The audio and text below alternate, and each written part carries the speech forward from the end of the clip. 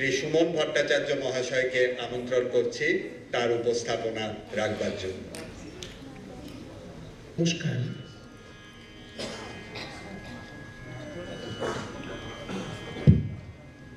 নমস্কার। মঞ্চে আসেন আমাদের শ্রদ্ধেয়া দিদি মহুয়াদিকে প্রণাম জানাই, আর আমাদের শ্রদ্ধেয় দাদা অগ্নিবোধাকে প্রণাম জানাই, এবং বাকি যারা আছেন সবাইকে যথাযোগ্য সম্মান শ্রদ্ধা জানাই। সামনে যারা আছেন তাদেরকেও যথাযোগ্য শ্রদ্ধা নিবেদন করি। এই আমাদের কাছে খুব গর্বের আজকের একটি এই সভা, যেখানে বাংলা ভাষার যে আমাদের সকলের অন্তরের সম্পদ, সেই সম্পদের একটা মূল্যায়ন কীভাবে হতে পারে তার আলোচনা, এবং পারফর্মিং আর্ট কীভাবে বাংলায় আমরা ধরে রেখেছি সেটা নিয়ে এখানে আলোচনার একটা সুযোগ হয়েছে।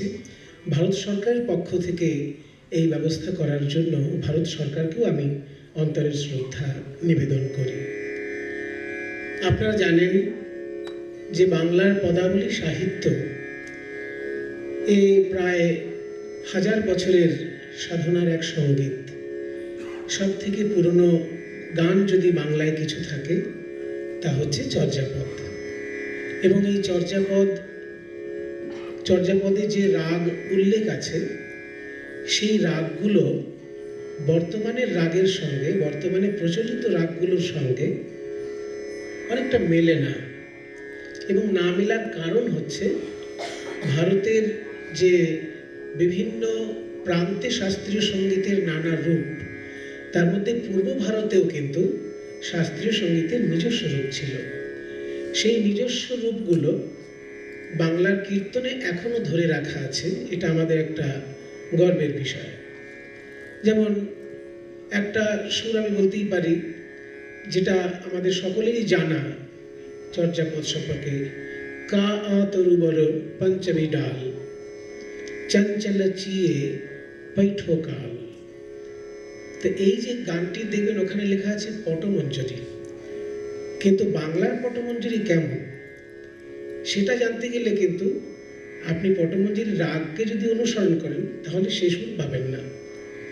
পটমঞ্জরিতে ক্লাসিক্যাল কম্পোজিশন যেমন আছে তেমনি নজরুল ইসলামের গানও আছে, কিন্তু তাতে আপনি পটমঞ্জরির বাংলার যে রূপ সেটা কিন্তু পাবেন না। বাংলার কীর্তনের যে নিজস্ব সুর তাল আছে তার মধ্যে পটমঞ্জরির সেই প্রাচীন রূপ কিন্তু ধরা আছে। আমি একটু উদাহরণ দিতে পারি। কা তরুবর পঞ্চমী ডাল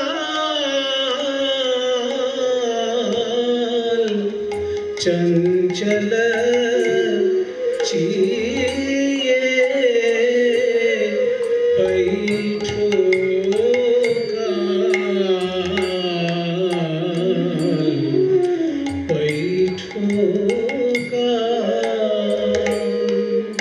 এই সুর কিন্তু বাংলার কীর্তনে এখনো জলজান্তভাবে বেঁচে আছে, কিন্তু আপনি যদি ক্লাসিক্যাল মিউজিকে এর রূপ খুঁজতে চান তাহলে কিন্তু ক্লাসিক্যাল মিউজিকে যেটা পটমঞ্জরি রাগ বলে পরিচিত তার সঙ্গে কিন্তু এর মিল না থাকাটাই বেশি আমরা দেখতে পাই। তো আজকে যে কথাটি আমি বলতে চাইছি যে বাংলার নিজস্ব শাস্ত্রীয় সঙ্গীত যদি কিছু থাকে সেটা কিন্তু কীর্তন গান। কারণ আপনি যদি বাঙালি, আপনি যদি খেয়াল গান করেন আপনার কণ্ঠ ভালো হতে পারে, আপনার চর্চিত কণ্ঠে খেয়ালের রূপ খুব সুন্দর প্রকাশ পেতে পারে, কিন্তু আপনি বাংলার গান গাইলেন এটা বলতে পারবেন না, কারণ খেয়ালের যে রূপ কাঠামো সেটা কিন্তু বাংলার নয়। ঠিক একইভাবে আমরা বলতে পারি ধ্রুপদ গানের যে রূপ সেটাও কিন্তু পুরোপুরি বাংলার আমরা বলতে পারবো না। ধ্রুপদের একটা ঘরানা বিষ্ণুপুরে থাকতে পারে, কিন্তু ধ্রুপদের যে নিজস্ব গতি প্রকৃতি সেটা কিন্তু যে বাংলার নিজস্ব সঙ্গীত শৈলী সেটা আমরা বলতে পারবো না। কিন্তু কীর্তন গানের যে সুর তাল, তিয়ট তাল, দশকুশি তাল, এবং আরও যে জয়দেবের গানে যেমন 8খানা তালের নামই বলা আছে পরপর, হ্যাঁ, আর দোষ জ্যোতিষ সোম আটখানা যে তালের নাম জয়দেব বলেছেন, তো সেই আটখানা তাল এখনো কীর্তন গানে পরিষ্কারভাবে বেঁচে আছে। সেই জন্য কীর্তনের যে নিজস্ব সুর তাল, তার যে মধ্যলয়, তার যে বিলম্বিত লয়ে, তার যে সুরের প্রকাশ, সেগুলো কিন্তু বাংলার নিজস্ব সঙ্গীত, নিজস্ব শাস্ত্রীয় সঙ্গীত। এটা আমরা বলতে পারি। কি করে বলতে পারি? পূর্ব ভারতে যে সঙ্গীত শাস্ত্রগুলো পাওয়া যায়, যেমন সঙ্গীত দামোদর ইত্যাদি, যে পূর্ব ভারতে যে সঙ্গীত শাস্ত্রগুলো পাওয়া যায়, সেখানে কিন্তু এই রাগরাগিনীগুলোই, এই সুরতালগুলোই, শুভঙ্কর চক্রবর্তীর যে গ্রন্থ পাওয়া যায়, সেখানে কিন্তু এই রাগরাগিনীগুলোরই বেশি উল্লেখ আছে। তো আজকে আমি কীর্তন গানের 4টে দিক আপনাদের কাছে একটু ছোট ছোট করে তুলে ধরার চেষ্টা করব। আমরা জানি কীর্তন গানের সাহিত্য কিন্তু একটা বিরাট বড় ব্যাপার। প্রায় 12,000 পদাবলী আমাদের কীর্তন গানে আছে, কিন্তু গায়কদের চর্চার মধ্যে প্রায় 1000 খানেক গান আছে। 12,000 গানই যে চর্চা করা হয় সেটা নয়, কিন্তু 1000 মতন বৈষ্ণব পদাবলী আমরা যারা কীর্তন মানে ছোট থেকে বড় পর্যন্ত গেয়ে অভ্যস্ত, প্রায় চর্চার মধ্যে থাকে। তার মধ্যে নিজস্ব সুর তাল যেগুলো কীর্তনের, তারও সংখ্যা কিন্তু কম নয়। প্রায় 500-700 সুর তাল কীর্তনের নিজস্ব সুর তালই আছে। তো সেগুলো এখনো যে টিকে আছে বাংলার বুকে, এটা আমাদের খুব গর্বের বিষয়। কিন্তু আমি একটা কথা বলে অভ্যস্ত, সেটা হয়তো অনেকের ভালো নাও লাগতে পারে। সেটা হচ্ছে যে বাঙালির খুব ভাগ্য ভালো যে তার কীর্তন বলে একটা সম্পদ আছে, কিন্তু কীর্তনের চরম দুর্ভাগ্য যে সেই বাঙালির কাছে এসে পড়েছে। কারণ কীর্তন যদি অন্য কোনো রাজ্যের কাছে এসে পড়তো, তারা কিন্তু তাদের সঙ্গীতের সর্বশ্রেষ্ঠ রূপ বলেই সেটাকে প্রকাশ করত। যেমন আমরা মণিপুরে দেখতে পাই, তাদের যে নাচ কীর্তনের পদাবলীর সঙ্গে ভাব মিশিয়ে কিন্তু তারা প্রকাশ করেন। ঠিক তেমনি আসামের যে নিজস্ব সঙ্গীত, তারা কিন্তু তাদের সঙ্গীতটাকে সবার উপরে মাথায় রেখে তারপর অন্যান্য কিছু করেন। কিন্তু আমরা যখনই কোনো জায়গায় সঙ্গীতের নানা রকম উপকরণ থাকে, তার মধ্যে কীর্তন থাকে না বললেই চলে।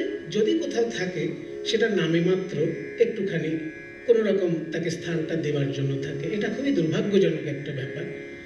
আমি চর্চা করতে গিয়ে দেখেছি যে যারা যারা যেসব বঙ্গমনীষী কীর্তনকে ঠিক ঠিকভাবে বুঝেছিলেন, তাদের মধ্যে 1 নম্বরে যদি কারোর নাম থাকে, তিনি হচ্ছেন রবীন্দ্রনাথ ঠাকুর। আমি বলতে চাইছি যে রবীন্দ্রনাথ ঠাকুর কীর্তন নিয়ে যতখানি গবেষণা করেছেন, সেটা আর দ্বিতীয় কোনো মহাপুরুষ, বাংলার কোনো মহাপুরুষ করেছেন বলে আমার মনে হয় না। আমার কথায় যদি আপনাদের বিশ্বাস না হয়, সঙ্গীত চিন্তা বলে বিশ্বভারতী থেকে একটা গ্রন্থ কিনতে পাওয়া যায়, সেই বইটা একটু পড়ে দেখবেন। পাতায় পাতায় রবীন্দ্রনাথের চিন্তা ভাবনা, সঙ্গীত সম্পর্কে যত চিন্তা ভাবনা, সেগুলো ওখানে সব লিপিবদ্ধ আছে। তার মধ্যে দেখবেন পাতার পর পাতা কীর্তনের প্রশংসায় পঞ্চমুখ কবিগুরু।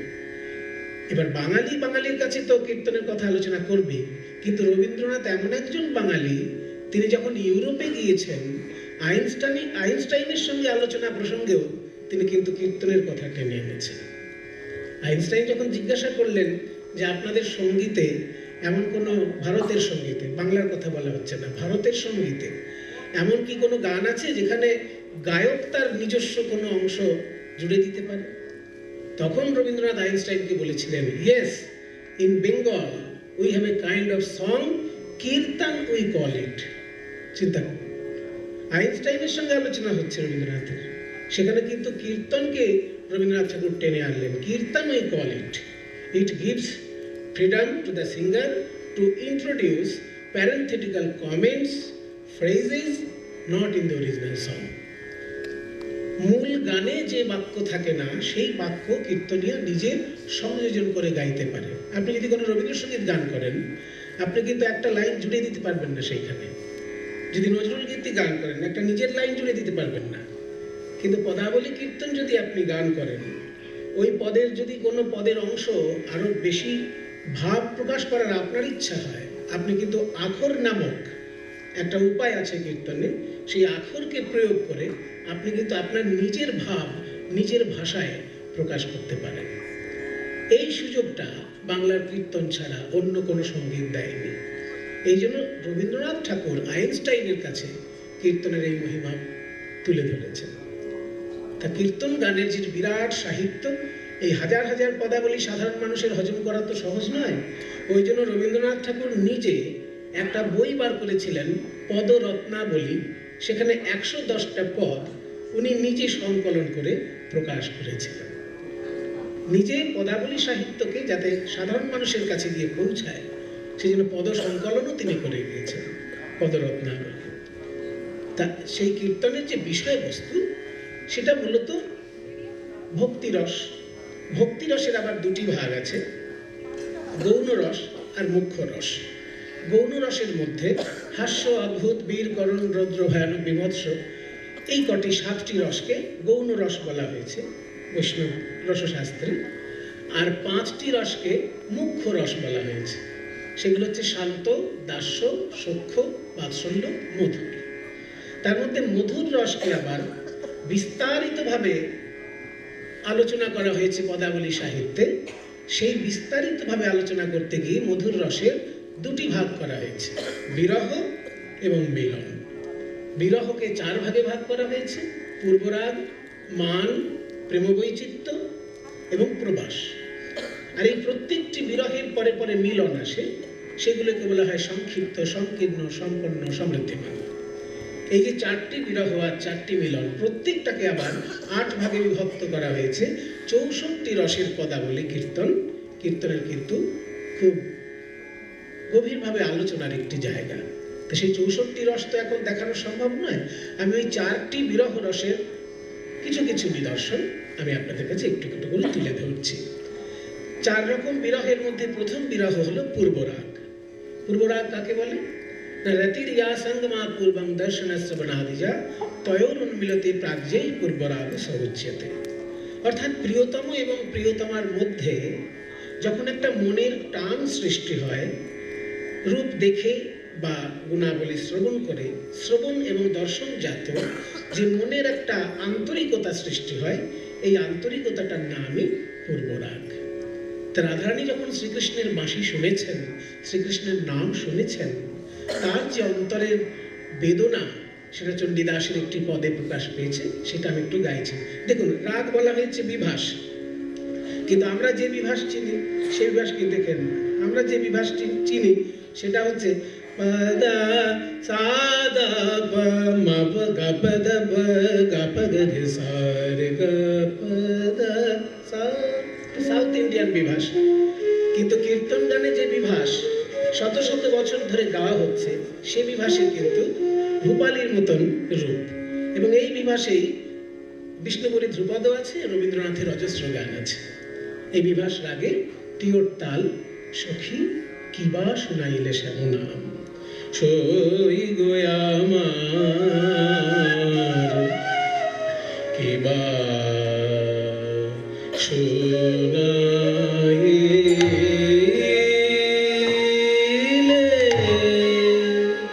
শুনাইলে গো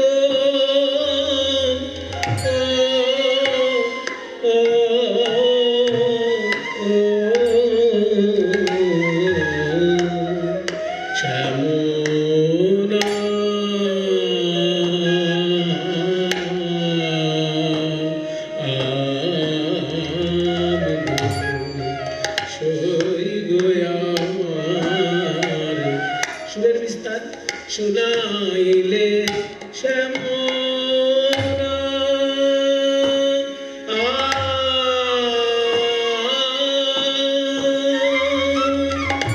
শুনাইলে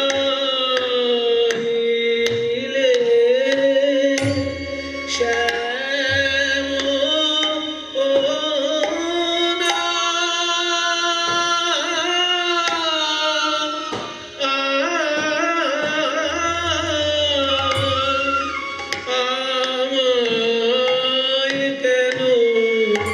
শুনাইলে শ্যাম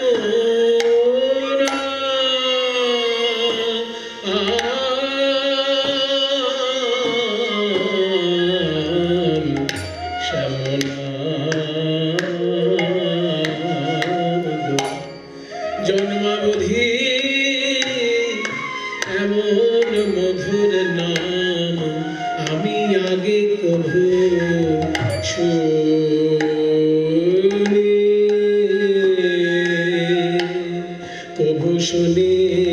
না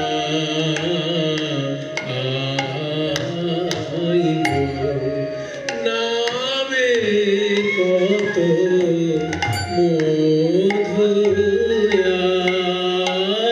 আছে, শ্যাম নামে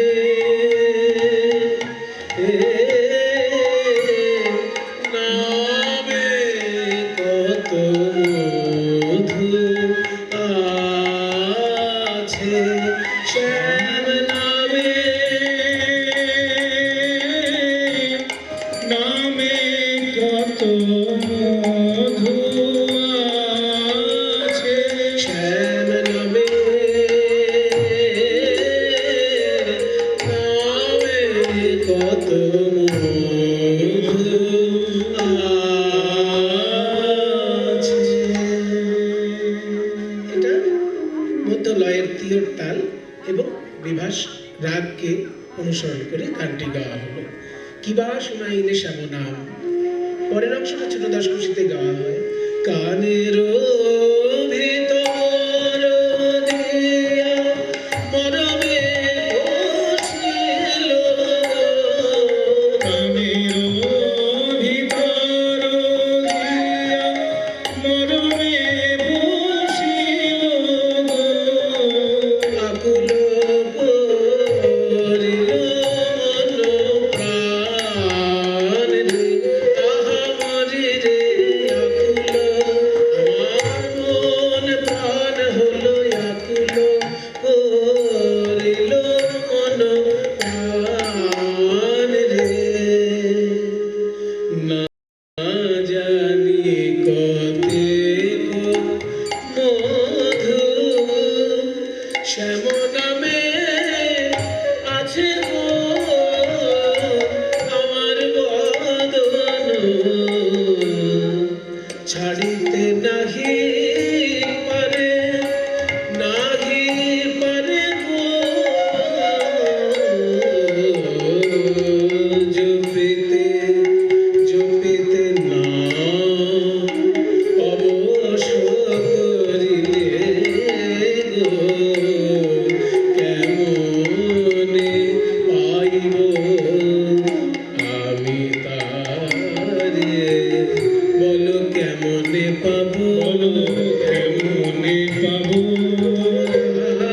বলো বলো তারে কেমনে পাবো, যার নামে এত মধু আছে, না জানি সে কত মধুময়, যার নামে এত মধু আছে, না জানি সে এত মধুময়, বলো বলো তারে কেমনে পাবো।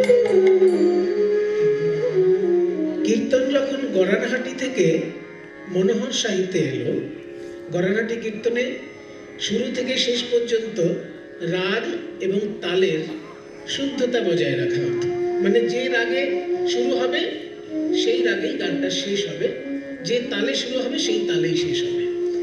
কিন্তু সেটা যখন মনোহর সাহিত্যে এলো তখন মানুষকে আরেকটু জনপ্রিয় করে তোলার জন্যই হোক আর যে কারণেই হোক, একই পদে বিভিন্ন সুর এবং বিভিন্ন তালের ব্যবহার, সুরান্তর এবং তাল ফেরতা, এটা কিন্তু ব্যবহার শুরু হলো। সেটা মনোহর সাহিত্যে, গড়ানহাটিতে সেটা নেই। যার জন্য এই গানে আমরা সেই উদাহরণ পেলাম, শুরু হলো তিয়র তালে কিন্তু এখন গাওয়া হচ্ছে লোফা। আবার এর পরের অংশটাই সুরের যে পরিবর্তন, নাম বড় তাপে যার, আপনারা শুনেছেন যে এই পরিবর্তনগুলো যারা এনেছিলেন কীর্তনে, তাদের মধ্যে রথীন ঘোষ মহাশয়ের নাম আসে এবং তারই পথ ধরে কানাই বন্দ্যোপাধ্যায় মহাশয়ের নাম আসে। আমি কানাই বন্দ্যোপাধ্যায় মহাশয়ের কাছে শুনেছিলাম এগুলো। নাম পরতাপে যার ছন করল গো, নাম পরতাপে যার ছন করল গো, অঙ্গের পরশে কি মাহায় সখী রে, অঙ্গের পরশে কি মাহায় সখী,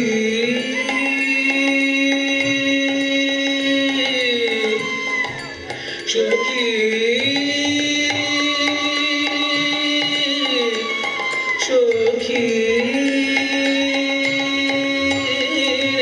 রঙের পরশে কি বা হয়, সেখানে বসতি যার।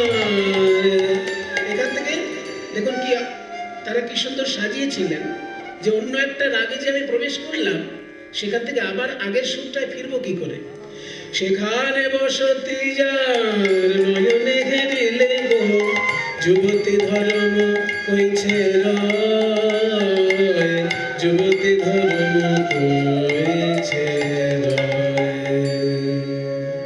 আবার আগে শুনে পাশরিতে চাহি মনে, পাশরা না যায় গো, আমি কি করিব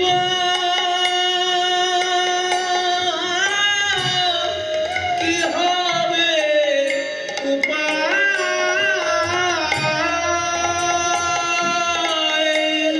কি করিব কি হবে উপায়, তাই কহে দ্বিজ চণ্ডী দাসে, কুলবতী কুলনাশে, আপন যৌবন যাচয়।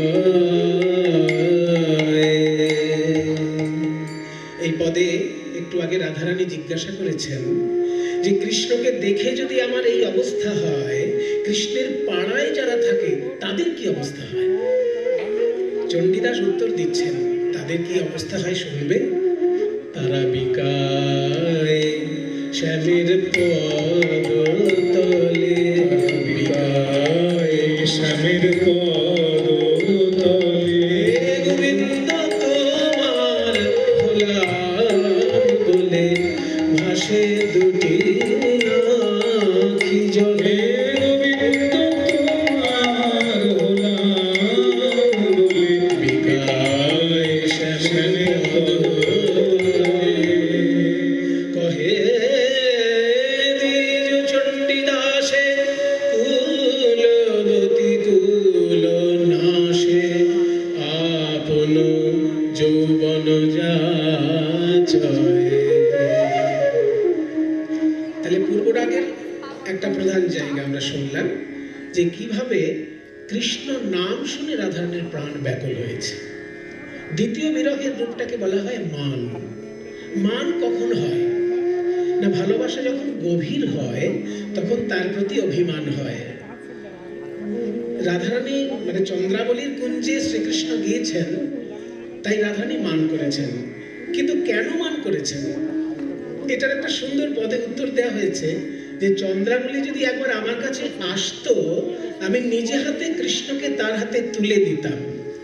কিন্তু চন্দ্রাবলী আমার কাছে না এসে সরাসরি কৃষ্ণ ভজন করতে গিয়েছে বলে আমার তার উপর রাগ। কারণ আমি যেভাবে কৃষ্ণকে সেবা করে সুখ দেবার চেষ্টা করি, সেই সেবা তো চন্দ্রাবলী জানে না, সেই জন্য আমার রাগ। ও আমার কাছে কৃষ্ণ সেবা শিখে নিত, তারপর কৃষ্ণকে ভালোবাসত। এই যে সেবা সুখে প্রিয়তমকে আনন্দ দেবার জন্য যখন তাকে বেশি আপন করে মনে হয়, তখনই তার উপর অভিমান মান হয়।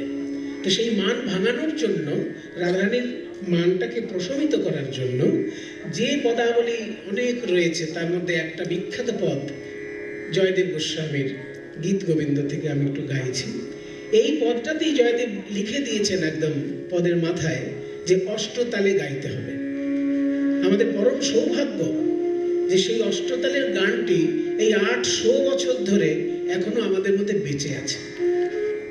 আমাদের উপর দিয়ে যেভাবে অন্যায় অত্যাচার চলেছে, এইসব মূল্যবান জিনিস না বেঁচে থাকারই কথা। কিন্তু আমাদের ভাগ্য ভালো যে সেই অষ্টতালের গানটি এখনো কীর্তনিয়াগণ ধরে রেখেছেন। দেখুন 8খানা তাল একসঙ্গে এক পংক্তির মধ্যে। পংক্তিটা হচ্ছে वदसि यदि किंचिदपि दंतरुचि कौमुदी हरति दरति मेरामति घोरम। মানে রাধে তুমি যদি কোনো কথা বলো, বদসি যদি কিঞ্চিদপি, দন্তরুচি তোমার দাঁতের শোভা, কৌমুদি চাঁদের আলোর মতো, হরতি দ্বারাতিমিরাম অতি ঘোরাম, গভীর অন্ধকারের যে প্রবাহ, সেই অন্ধকারের প্রবাহকে হরণ করে নেয় তোমার ওই দাঁতের শোভা। তার মানে আমার সঙ্গে একটু হেসে কথা বলো, গম্ভীর হয়ে থেকো না। তো এই কথাটিতে অষ্টতাল গাইতে হবে দেশপড়ারি রাগে। আটটি তাল, আর দোদ জ্যোতি শশীশেখর গঞ্জন বিষম পঞ্চম রূপক সোম, এই আটখানি তালের নাম সঙ্গীত শাস্ত্রে পাওয়া যায়। আটটি তাল একসঙ্গে গাইতে হবে। এবার আপনারা সবাই তো আর বুঝতে পারবেন না কোন তাল কোথায় শুরু হচ্ছে কোথায় শেষ হচ্ছে, ওই জন্য আমাদেরকে খেয়াল করবেন, যখনই একটা করে তাল শেষ হবে আমি হাতটা দুদিকে করবো। এক লাইন গানে আটখানা তাল, এইরকম উদাহরণ আমার মনে হয় বিশ্ব সঙ্গীতে কোথাও নেই কীর্তন গান ছাড়া। যদি কেউ কোথাও খুঁজে পান দয়া করে ভবিষ্যতে আমাকে জানাবেন। আমি অন্তত জানি না যে এক পংক্তি গানের মধ্যে আটখানা তালের প্রয়োগ কেউ কোথাও করেছেন কিনা।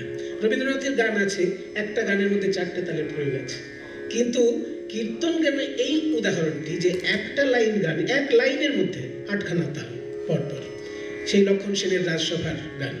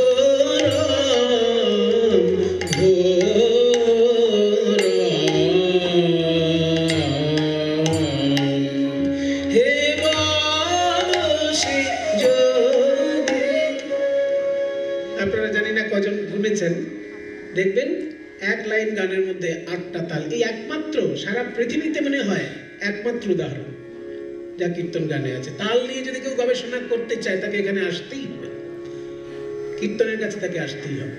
এক লাইন গানে আটটা তাল। এবার নিয়ম ছিল যে পরের অংশটা সুর একই থাকবে, তাল পাল্টে যাবে, তালটা হবে বীরবিক্রম তাল। বীরবিক্রম তাল কিরকম? ওই রবীন্দ্রনাথের গানে যে নবপঞ্চ তাল আছে সেই রকম বীরবিক্রম তালটা কীর্তনে 18 মাত্রা। রাধে স্ফুরা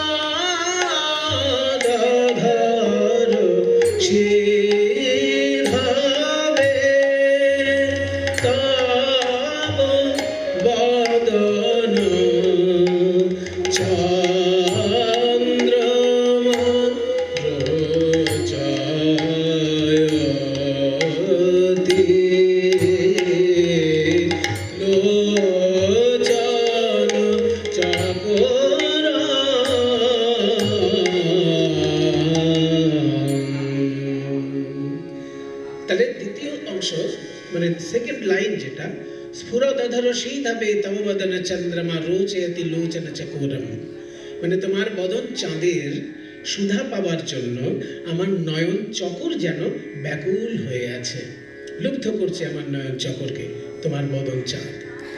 এরপরে এই যে আটখানি তাল প্রথমে ছোট ছোট করে গাওয়া হলো এক লাইনের মধ্যে, ওই আটটি তাল পরপর বিলম্বিত আকারে গাইতে হতো।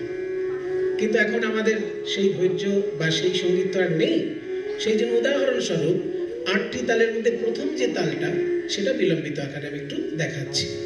আটটি তালের মধ্যে প্রথম তালটি ছিল আর তাল। আর তালের দ্রুত রূপ হচ্ছে 5 মাত্রা আর বিলম্বিত রূপ হচ্ছে 20 মাত্রা। এই দেখুন 1 2 3 4 5 6 7 8 9 10 11 12 13 14 15 16 17 18 19 20 16। হে হে গানের লাইন হচ্ছে প্রিয়ে চারুশীলে মঞ্চময়ী মানম অনিদানম, মানে ওগো চারুশীলা রাধে আমার প্রতি তোমার অকারণ মান মুক্ত করো। হে হে হে হে প্রিয়ে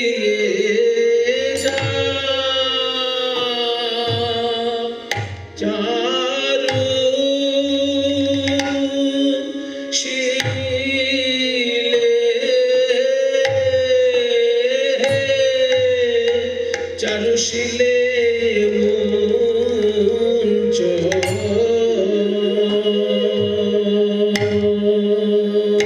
এক আবর্তন গেল, দ্বিতীয় আবর্তন আসছে।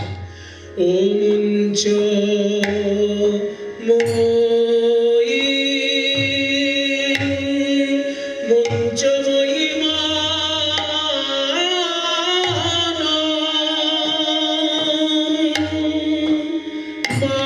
মানম অনিদান হে হে হে প্রিয়ে চারু রাধে তোমার অকারণ মান অকারণ মান পরিহার হে হে তোমার কে নাগাসের প্রতি অকারণ মান পরিহার হে হে হে প্রিয়ে চারু। তাহলে এই যে প্রাচীন গানের রূপগুলো আমরা শুনতে পাচ্ছি, এগুলো তো কোথাও কেউ শুনতে পাবেন কিনা আমার তো মনে হয় না। কীর্তন ছাড়া অন্য কোনো সঙ্গীতে এই রূপগুলো আপনারা পাবেন না। আমি মানে আমার গুরু যারা, সঙ্গীতের গুরু যারা, তাদের প্রতি আমার কৃতজ্ঞতা জানাই। যদি তারা কৃপা করে এই জগতের সন্ধান আমায় না দিতেন, হয়তো এই নরজন্মটাই আমার বৃথা হয়ে যেত। আমি একটা কথা বলছি আপনাদের, যারা শাস্ত্রীয় সঙ্গীত চর্চা করেন, দেখুন হাতে তাল দেখানো যে রীতি, এটা হচ্ছে তালের 10টি প্রাণের মধ্যে একটা বৈশিষ্ট্য। তালের 10টি প্রাণ হয়। কালমার্গ প্রিয়ঙ্গানি গ্রহজাতি কলালয় যদি প্রস্তার গোষ্ঠী তাল প্রাণাদশ স্মৃত। তার মধ্যে ক্রিয়া অংশটা হচ্ছে হাতে তাল, মানে হাতে তাল দেখানো, ফাঁক দেখানো, এগুলো ক্রিয়া অংশটা। কিন্তু এই কীর্তন ছাড়া অন্য কোনো সঙ্গীতে আপনি 8 মাত্রার ক্রিয়ার বিভাগ পাবেন না। এটা আপনারা নিজেরা খবর নিতে পারেন, গবেষণা করে দেখতে পারেন। কীর্তন ছাড়া অন্য কোনো সঙ্গীতে আপনি 8 মাত্রার তালের বিভাগ, এই যে সামনে একটা ফাঁক যাচ্ছে, আবার উপরে কাল উঠলো, আবার কোলের দিকে একটা ফাঁক, সেখানে উপরে একটা কাল উঠলো, আবার সামনে একটা ফাঁক, উপরে একটা কাল উঠলো, এই 8 মাত্রার বিভাগ এরকম হাতে দেখানো আপনি অন্য কোনো সঙ্গীতে পাবেন না। প্রাচীন শাস্ত্রীয় রীতি এগুলো সব আমাদের কীর্তনে এখনো সুরক্ষিত আছে, এটা আমাদের গর্বের বিষয়। যে পদটি আমি আপনাদের শোনাচ্ছিলাম তার বাকি অংশগুলো এখনকার দিনে ঝাঁপ তালে গাওয়া হয়, কারণ 5-এর ছন্দে কবিতাটি মিলে যায়। প্রিয়ে চারুশীলে মুঞ্চময়ী মাগ্নুমনিদানম সপদি মদনানলো দহতি মম মানসম দেহি মুখ কমল মধুপানম জয় রাধে মুখ কমলের মধু দাওরাই মুখ কমলের মধু দাওরাই সকল জ্বালা জুড়াইবে মুখ কমলের মধু দাওরাই সকল জ্বালা জুড়াইবে মুখ কমলের মধু দাওরাই। এই গানটিতেই সেই বিখ্যাত কথাটি আছে, যে কথা লেখার জন্য স্বয়ং ভগবান শ্রীকৃষ্ণ জয়দেব রূপ ধারণ করেছিলেন।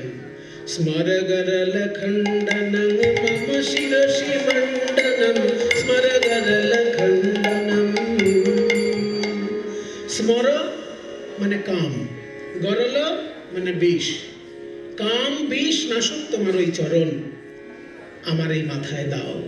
দেহি পদ পল্লব মুদারম জয় রাধে দেহি পদ পল্লব মুদারম জ্বলতি ময়ি দারুণ মদন কদনানলো জ্বলতি ময়ি দারুণ মদন কদনানলো হরতু দোহিত বিকারম জয় ইতি চটুল চাটু পটু চারু মুরবৈরিণ রাধা মধিवचन जातम जय राधे जयति पद्मावती रमण देव कवि जयति पद्मावती।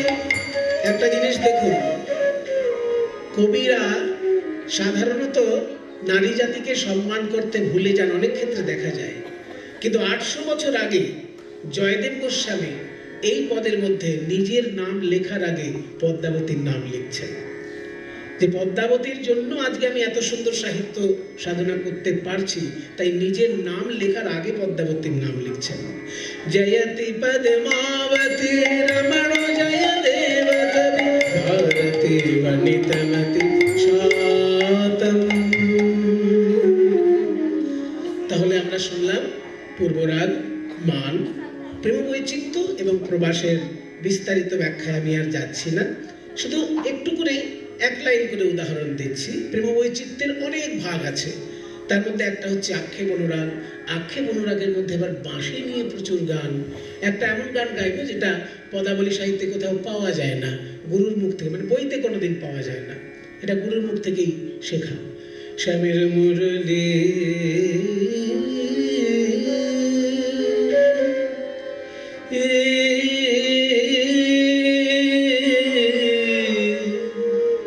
তুমি আর রাধার নাম ধরে বেজো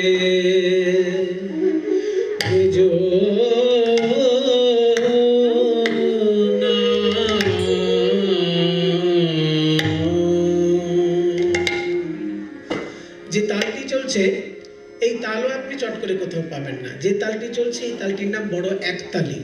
এটা কীর্তনের নিজস্বতা। 14 মাত্রা, 4-3 4-3 ছন্দ। 3-4 ছন্দের তাল অনেক পাওয়া যায়, কিন্তু এটা 4-3, 1-2-3 4, 1-2-3 1-2-3 4, 1-2-3। আমার শ্রবণের রন্ধ্র মাতাইলি, ওরে আমায় আকুল করিলি রে, ওরে বাঁশি রে তোর মধুর সুরে কোন অবলা কি রইতে পারে, ওরে বাঁশি রে তোর মধুর সুরে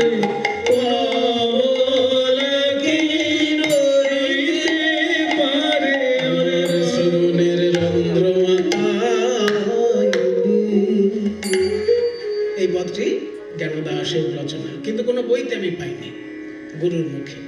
শেষ বিষয়টি হচ্ছে প্রবাস, মাথুর বিরহ। অনেক অজস্র গান আছে, আমি একটা শুধু উদাহরণ দিচ্ছি। বিলম্বিত লয়ে, লোফা তালে, সংস্কৃত পদ, লেখক রূপ গোস্বামী।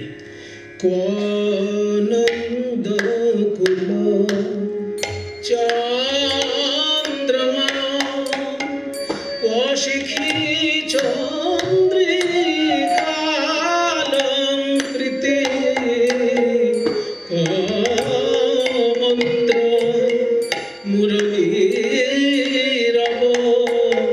কোন সুরেন্দ্র নীলদ্যুতি কোরাস রস তাণ্ডবী। ওই দেখে এখনো রাসমঞ্চ আছে, কিন্তু রাসবিহারী চলে গেছে। এখন রাসমঞ্চ আছে, রাসবিহারী চলে গেছে।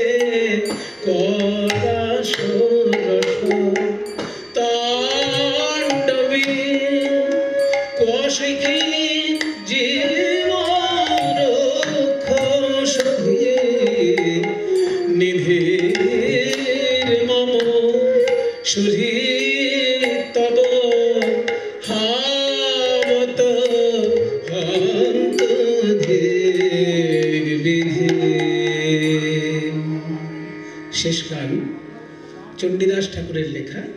এই মাথুর বিরহের পরে যে মিলনটা হয় তাকে বলে সমৃদ্ধিমান মিলন। সেটা একটুখানি গিয়ে আমি সম্পূর্ণ করছি আমার বক্তব্য। বহুদিন পরে বধুয়া এলে, দেখা না হইত পরাণ গেলে, তাই দেখতে পেলে হে যতদিন বেঁচে আছি তাই দেখতে পেলে, দেখা না হইতো পরাণ গেলে, দুঃখিনীর দিন দুঃখেতে গেল। তুমি মথুরা নগরে ছিলে তো ভালো, নিজ দুঃখ আমি কিছু না গনি। তোমার কুশলে কুশল মানে, বাঞ্ছা করি না হে আত্মেন্দ্রিয় প্রীতি, বাঞ্ছা করি না হে। দেখুন কি করে আখরের মধ্যে চৈতন্য চরিতামৃতের অংশ ঢুকে গেল। আখরের মধ্যে চৈতন্য চরিতামৃতের রেফারেন্স। চৈতন্য চরিতামৃতে আছে নিজেকে ভালোবাসার নাম কাম, আর কৃষ্ণকে ভালোবাসার নাম প্রেম। আত্মেন্দ্রিয় প্রীতি বাঞ্ছা তারে বলি কাম, কৃষ্ণেন্দ্রিয় প্রীতি ইচ্ছা ধরে প্রেম নাম। দেখুন ওই অংশটা কিরকম আখরের মধ্যে যুক্ত হয়ে যাচ্ছে। সেসব দুঃখ কিছু না গনি, তোমার কুশলে কুশল মানি, বাঞ্ছা করি না হে আত্মেন্দ্রিয় প্রীতি, বাঞ্ছা করি না হে আত্মেন্দ্রিয় প্রীতি। ওই কৃষ্ণেন্দ্রিয় প্রীতি বিনয় আত্মেন্দ্রিয় প্রীতি, কৃষ্ণেন্দ্রিয় প্রীতি বিনয় আত্মেন্দ্রিয় প্রীতি, বাঞ্ছা করি না হে। এখন গগনে উদয় হোক চন্দ, মলয় পবন বহু মন্দ, কোকিলায় আসিয়া করুক গান, ভ্রমরা ধরুক তাহার তান। বাসুলিয়া দেশে কহে চণ্ডীদাসে, দুঃখ দূরে গেল সুখ বিলাসে। আবার তেমন হলো রে তেমন হলো, যেমন ছিল ব্রজ তেমন হলো রে, যেমন ছিল সদা প্রেমানন্দে পরিপূর্ণ, যেমন ছিল সদা প্রেমানন্দে পরিপূর্ণ, যেমন ছিল। জয় রাধে রাধে রাধা গোবিন্দ, জয় জয় রাধে রাধে রাধা গোবিন্দ, জয় রাধে জয় রাধে জয় রাধে জয় গোবিন্দ। হরি বল হরি বল হরি বল হরি বল, নিতাই গৌর হরি বল হরি বল হরি বল হরি বল।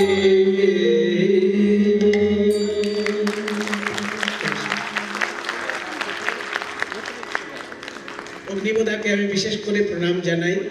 আমরা যখন রবীন্দ্রসঙ্গীতে এমএ করেছিলাম রবীন্দ্র ভারতী বিশ্ববিদ্যালয়ে, দাদা শিখিয়েছিলেন আমাদেরকে ভানু সিংহের পদাবলী। এবং আমার ইন্টারভিউ যখন হয়েছিল বিশ্বভারতীতে, তখনও দাদা এক্সপার্ট হয়ে গিয়েছিলেন। আপনি আমার প্রণাম গ্রহণ করবেন।